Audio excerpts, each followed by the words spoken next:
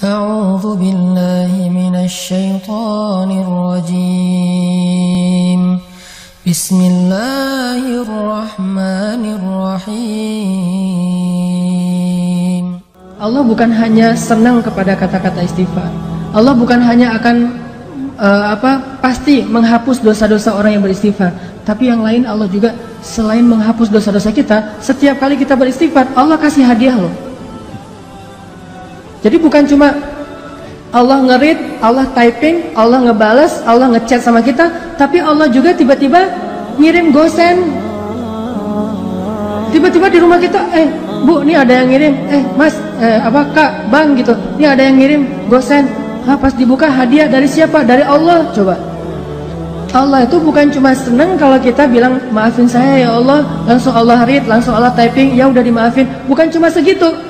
Pas begitu kita nulis kayak gitu, Allah langsung nyiapin kado, hadiah, send kepada kita. Bisa sampainya hari ini, bisa sampainya besok, bisa nanti dikasihnya di akhirat. Karena di akhirat kita lebih butuh itu daripada di dunia. Yang pasti Allah nge-send hadiah buat orang yang bersifat. Pasti itu 100% Allah kasih.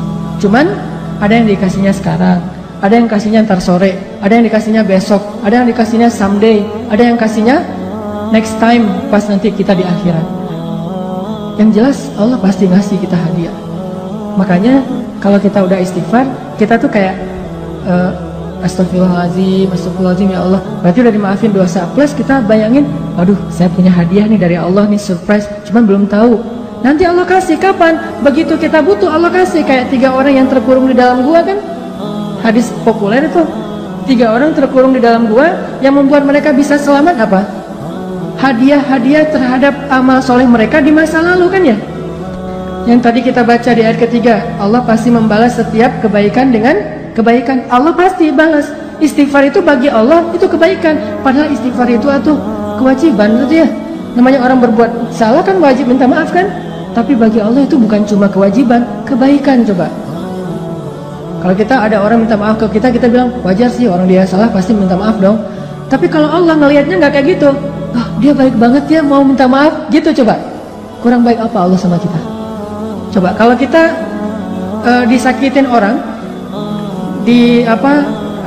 ditikung misalnya, lagi ngecengin, tiba-tiba teman kita nyalip duluan karena dia udah punya modal gitu. Kita ke rumahnya naik angkot, terus macet-macetan dulu, dia naik ninja.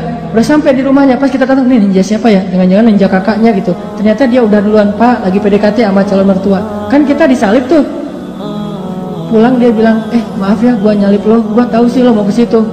Kok kamu udah tahu? Ya gimana perasaan saya mah nggak bisa ditahan, saya mah sayang banget sama dia segala macam. Oh ya udah, gua maafin. Udah aja gitu. Apakah kita akan menganggap permintaan maaf dia itu sebagai sebuah kebaikan? Tidak, kita menganggap itu sebagai sebuah kewajiban dan kewajaran. Tapi Allah ke orang yang beristighfar menganggapnya itu kebaikan loh. Allah tuh kayak merendah banget gitu, walaupun Allah maha mulia dan maha tinggi. Kayak ngasih hati banget ke hamba-hambanya. Kita astagfirullahaladzim ya Allah, saya udah buat dosa. Hambaku ini baik banget ya, minta maaf. Padahal itu tuh udah jadi kewajiban kita sebagai pendosa, tapi Allah anggap kebaikan. Sehingga Allah kasih hadiah, ini hadiah buat yang berbuat baik. Dan hadiah itu pasti sesuatu yang sangat kita butuhin dalam hidup. Makanya saya pernah cerita, mungkin teman-teman pernah dengar juga nih dari ustadz yang lain atau dari YouTube saya juga pernah kali, keajaiban hadiah bagi orang yang beristighfar kan. Kisah siapa? Imam Ahmad. Jadi Imam Ahmad bin Hambal suatu ketika tuh jadi kayak ada perasaan kepengen ke Basrah. Ada apa ya di Basrah, kok saya pengen banget ke sana gitu. Saya curiga nih, Raja Salman kemarin ke Indonesia itu gara-gara ada yang istighfar di Indonesia. Astagfirullahaladzim ya Allah, Raja Salman. Astagfirullahaladzim, Raja Salman. Tiba-tiba Raja Salman mikir, aduh kok gue pengen banget ya ke Indonesia. Datang tuh gara-gara istighfar seseorang di Indonesia. Dan saya juga pernah ngerasa gitu, walaupun saya bukan orang soleh, tapi maksudnya ada keinginan hamba Allah yang soleh, lebih soleh dari saya, yang membuat saya datang ke suatu tempat. Di Bandung itu saya pernah diundang oleh salah satu universitas, namanya Universitas Telkom. Tuh ngundang saya tuh berkali-kali, bentrok aja nggak bisa. Tiba-tiba bukan saya yang datang, tapi saya dan pemuda hijrah bikin acara gosipnya di Universitas Telkom. Jadi bukan saya doang yang datang, satu tim rame tuh. Yang datang waktu itu pesertanya sekitar 6.000 orang. Kata teman-teman panitia, Ustadz, kita itu ngundang Ustadz berkali-kali nggak bisa loh. Dan terakhir-terakhir sejak Ustadz mulai banyak yang ngundang-undang, itu WA saya itu nggak pernah dibaca loh Ustadz. Tapi kita nggak putus asa Ustadz. Nggak bisa ngundang Ustadz lewat Japri, kita ngundangnya lewat Allah. Pakai istighfar. Ya Allah, astagfirullahaladzim, Hananataki datangin dong ya Allah, astagfirullahaladzim, Hananataki, astagfirullahaladzim. Tiba-tiba kita pilih di antara beberapa list yang kita mau bikin acara gosip, Telkom University itu paling memungkinkan, kita bikin di situ. Ini hasil istighfar ya Ustadz. Artinya luar biasa kan? Coba praktekin. Ya Allah, dia ya Allah, tapi saya lupa namanya, nggak tahu namanya siapa gitu.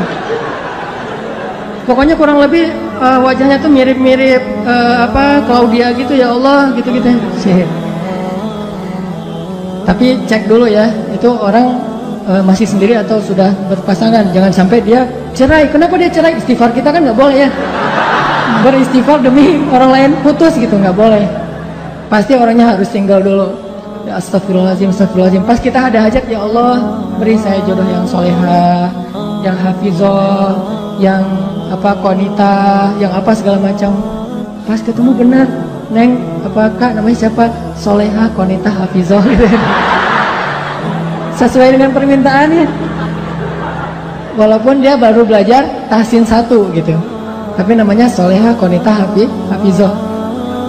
SQF, solehah, qanitah, hafizah. SQH. Nah gitu deh pokoknya.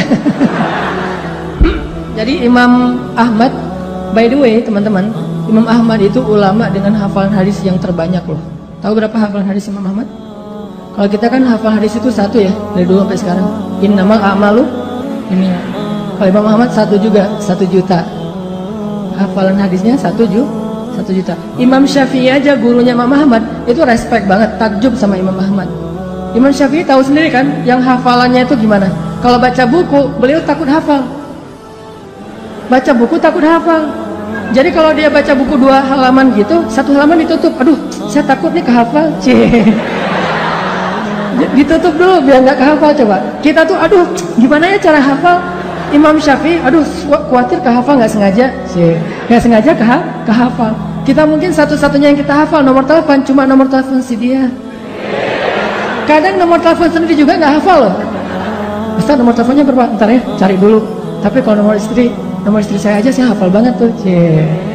Imam Ahmad hafalannya 1 juta hadis. 1 juta hadis, dan itu bukan cuma teks dengan sanad-sanadnya dari ini 1 juta. Saking luar biasanya kesolehan Imam Ahmad. Kan jadi selebgram banget tuh di masa beliau tuh ya. Followersnya udah jutaan lah pokoknya Imam Ahmad mah. Di mana-mana pengen Imam Ahmad, ngejapri, tapi kan namanya orang udah sibuk kayak Imam Ahmad kan nggak bisa ngebales. Akhirnya ngejapri langit. Tiba-tiba Imam Ahmad saya pengen banget ke Basroh. Ada apa ya di Basroh? Padahal saya nggak kenal orang loh di Basroh, tapi pengen. Setelah berapa hari kepengen, akhirnya azab, benar saya berangkat aja. Siapa tahu ada sesuatu yang saya dapat kebaikan di sana. Berangkat ke Basroh. Namanya orang tawadu, rendah hati, berangkat ke Basrohnya itu sendiri, nggak ada preparation apa-apa, nggak ngebooking pesawat, nggak ngebooking hotel, berangkat aja sendiri, backpackeran gitu. Jadi Imam Ahmad itu backpacker soleh. Dari Madinah ke Basrah backpackeran, jalan ke Basrah. Sampai di Basrah, karena nggak ada tempat menginap, beliau nginap di masjid terbesar di kota Basrah. Di dalam masjid lagi tidur, diusir sama marbot. Bang, ngapain tidur di sini? Pak, saya musafir dari Madinah, nggak ada tempat tinggal. Ya ini bukan hotel ini. Udah mirip Medan belum sih? Bah gitu ya. Ini bukan hotel ini. Bah, kenapa tidur di sini? Udah keluar gitu. Diusir aja. Ini Medan Bung gitu ya. Keluar akhirnya dia. Ini orang Imam Ahmadnya orang Sunda, lagi kaget langsung kan, ketemu orang Medan gitu. Akhirnya keluar di teras datang lagi tuh marbotnya emang agak-agak kayaknya belum dapat gajian tanggal tua, agak-agak nyebelin gitu. Kok masih tidur di sini? Kata tadi nggak boleh di dalam. Akhirnya saya tidur di luar. Ya ini masih juga masjid. Udah keluar, diusir aja. Sampai keluar, gedorong-dorong gitu. Bayangin ulama besar, orang soleh, kekasih Allah didorong-dorong. Tapi emang kayak gitu takdir Allah. supaya jadi caper sama penjual roti. Penjual roti lagi tutup toko, ngelihat ada orang didorong-dorong, dipanggil, wahai Kisanak gitu ya, kalau radio dulu teh. Pak, Tuan, kenapa, ada apa, sini gitu. Tuan butuh apa? Saya musafir, pengen tempat istirahat tapi diusir di masjid. Oh ya udah, diistirahat aja di rumah saya kecil tapi lumayan lah untuk istirahat malam ini. Ya jazakallah khair wa iyyakum, udah tinggal di situ. Subuh menjelang subuh pas waktunya tahajud, Imam Ahmad bangun melihat si penjual roti lagi bikin roti, kan habis subuh dia jualan, jadi bikinnya sebelum subuh. Lagi bikin roti ngaduk-ngaduk gitu. Setiap dia ngaduk dia bilang astagfirullahaladzim gitu. Bayangin, dawamkan satu perbuatan yang dibarengi dengan istighfar. Lagi nyalain motor, astagfirullah gitu. Bisa, lagi ngaduk juga bisa, lagi ngapain juga bisa, selama itu satu perbuatan yang mubah itu boleh-boleh aja.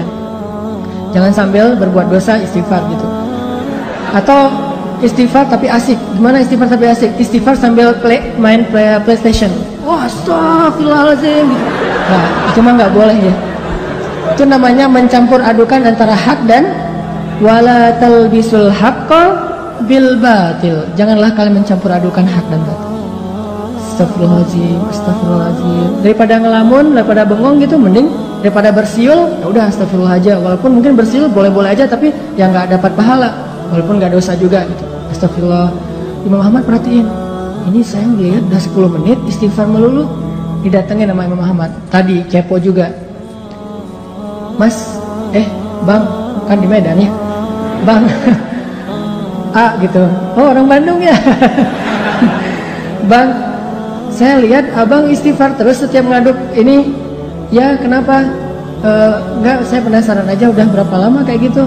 Alhamdulillah udah sekitar 10 tahun saya kayak gini. Saya selalu kalau ngaduk roti itu istighfar biar ada kebaikan setiap adukan roti. Siapa tahu rasa rotinya lebih gurih kalau bahasa kita. Oh, udah 10 tahun, alhamdulillah. Terus boleh tahu nggak hasil dari dawamnya istighfar 10 tahun itu apa? Abang udah dapat apa nih dari istighfar? Alhamdulillah, sejak saya istighfar kayak gini, Allah selalu ngasih apa yang saya minta. Gak pernah saya berdoa yang Allah tolak, semuanya dikabulin sama Allah. Kecuali satu yang belum dikabulkan. Apaan? Saya tuh pernah berdoa, ya Allah, saya pengen banget selfie sama Imam Ahmad. Pengen banget tuh. Gak apa-apa, Allah sekali aja, yang penting bisa ketemu sama Imam Ahmad. Pengen jabatan tangan, pengen tahu wajah orang yang hafal hadis 1 juta hadis itu kayak gimana. Saya minta ke Allah, cuman mungkin belum aja, tapi saya yakin pasti akan dikabulkan. Imam Ahmad langsung nangis coba. Masya Allah. Jadi ini nih yang menarik saya ke Basra nih. Istighfar dialah yang membuat Imam Ahmad pengen banget ke Basra, bela-belain habis-habisan sampai diusir-usir di masjid gara-gara dia beristighfar. Jadi pengaruhilah hati seseorang, pengaruhilah hidup seseorang dengan istighfar kepada pemilik hati dan kehidupan orang itu.